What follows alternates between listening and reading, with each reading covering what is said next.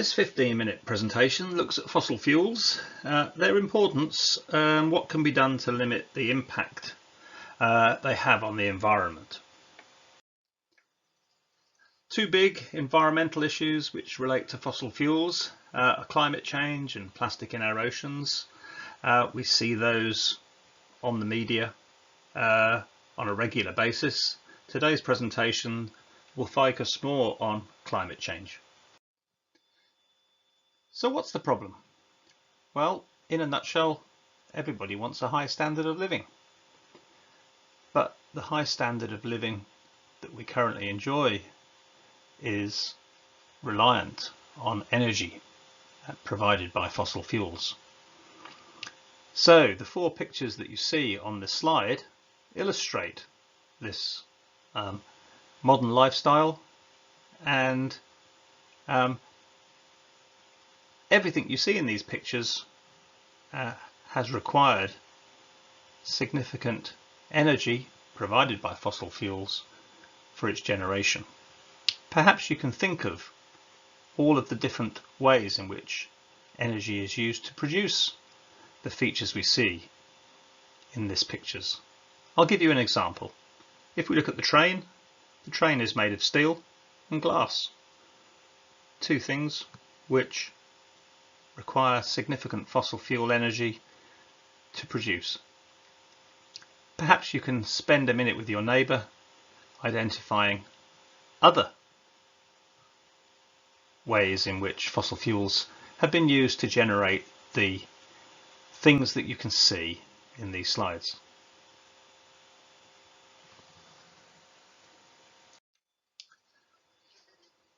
So what's the outlook?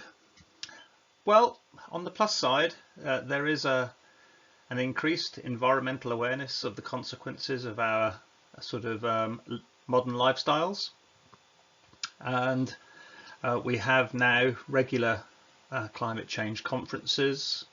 We've got one coming up in Glasgow in November this year. On the downside, there is a growing worldwide demand for high consuming Western lifestyles. The picture you can see on the right could have been from New York or London.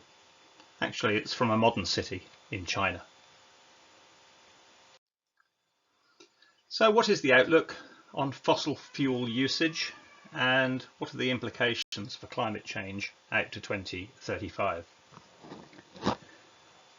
Well, world population is set to grow by another 1.5 billion by 2035, and economic output is expected to double.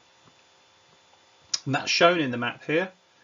What this map really shows is where the main areas of growth are going to be, and you can see that the darker redder colours are the areas with the biggest growth: Africa, Southeast Asia, South America, Central America. And this graph here shows how energy demand has grown over the last 60 years, and you can see that the growth is sort of linear really, and that growth has largely corresponded to growing world population and economic development.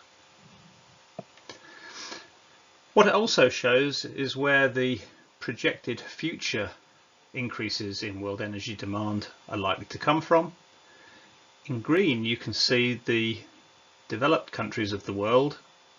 Demand for energy has largely plateaued, whereas in countries like China, India, other parts of Southeast Asia and Central America, Africa are still developing, and it's expected that demands in those areas will continue to increase.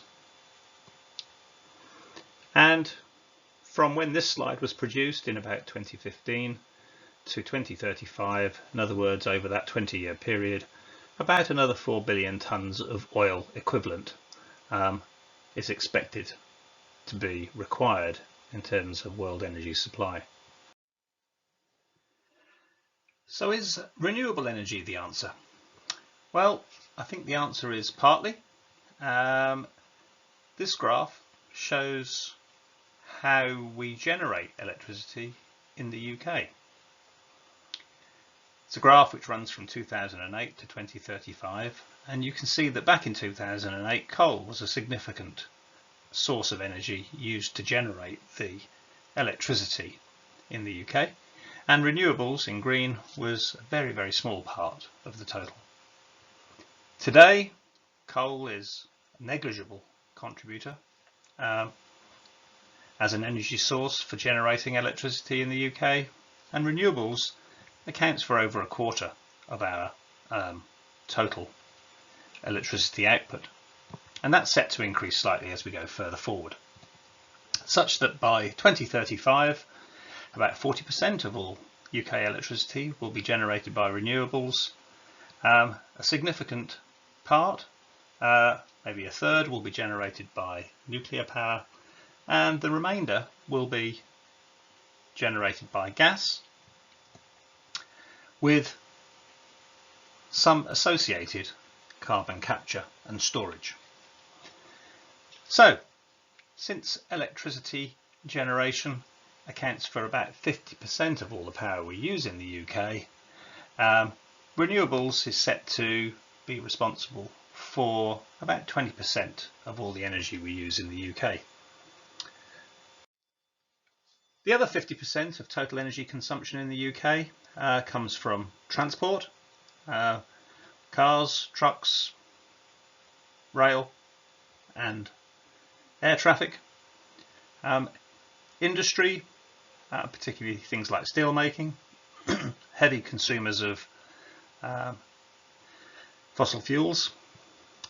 Heating and cooking, most domestic dwellings in the UK are heated with gas, and the preferred cooking appliance in most houses is gas cookers. And other heavy industry, things like concrete construction, cement making, is a significant part, not just of energy consumption, but particularly with respect to concrete, for CO2 emissions. So let's have a look at global energy use in a bit more detail. The graph on the right shows what percentage of total energy consumption in the world is actually from electrical power, and you can see that this is a gradually climbing curve, and that by 2035 almost 50% of world energy consumption is going to be in the form of electrical power. This is important to know because some fuels or energy sources are better suited to electricity generation than they are, say, running a lorry. So let's have a look on the left. This shows the increased energy demand through time, but this time divided by the fuel type that's providing the energy.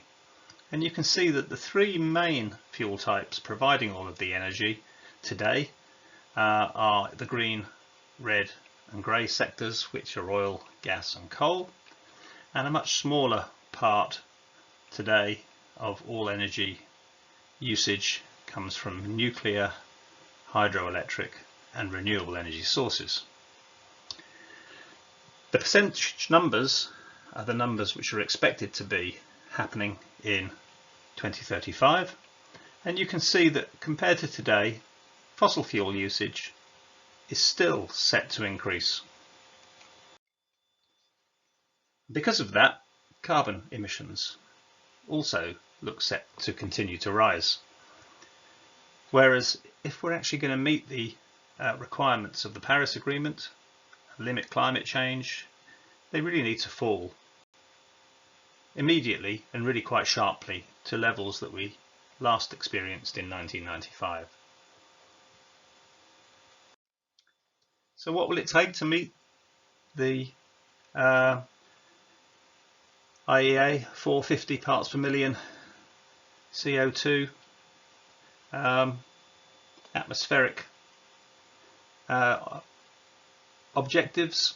Well, it's going to take more than we're currently pledging to do. The graph on the left is the same as I showed you previously, but on the right of it I've shown how much of the total energy consumption is required for electrical power generation, and you can see that about 50% or a bit less is going to be met by renewable hydroelectric and nuclear sources, and the remainder is going to be from coal and gas. So we need to do more than that, and if we're going to meet the Paris Treaty obligations, then we want to be somewhere along that white dotted line.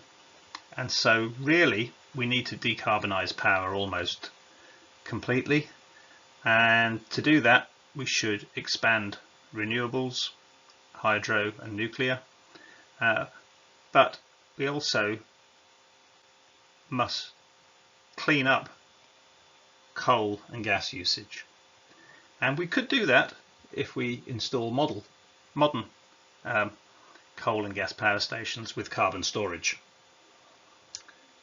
That's where we capture the carbon and store it underground where it can't do any damage. This has been going on in parts of the world for 20-25 years, and an example is shown here from the North Sea, where a gas field called Sleipner is producing gas, and the natural gas, methane, is mixed with 8 or 9% CO2 naturally within the subsurface gas reservoir, and that's all produced to the surface. The CO2 is separated from the natural gas, the CO2 is then compressed and re-injected underground. And then we monitor where that CO2 goes, just to check that it's not leaking out or going anywhere where it shouldn't, using seismic monitoring. And the top set of pictures here show cross-section through the subsurface, where the blue and red colours are highlighting the distribution of the injected gas, carbon dioxide, and the map view images below show the aerial footprint of that gas. And you can see that in 2001, 6 years after starting injection, there is a clear distribution of where the injected gas has gone, and you can see that through time in 2004 and later in 2006, the aerial extent of that subsurface footprint has increased, but the gas has basically stayed exactly where it was put. So that's encouraging and suggests that it's not particularly mobile in the subsurface, and actually this is a good way to limit carbon emissions to the atmosphere.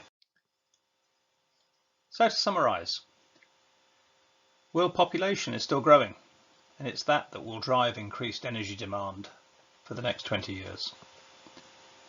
Most of the world's energy is currently provided by fossil fuels. Renewables are growing in importance, but they can only really form part of the total solution. Fossil fuels power heavy industry, transport, and they're also used to make plastics. Emissions reduction really needs to happen now, and if we're going to continue to use fossil fuels, we could do that without adding CO2 to the atmosphere if carbon capture and storage were used more readily.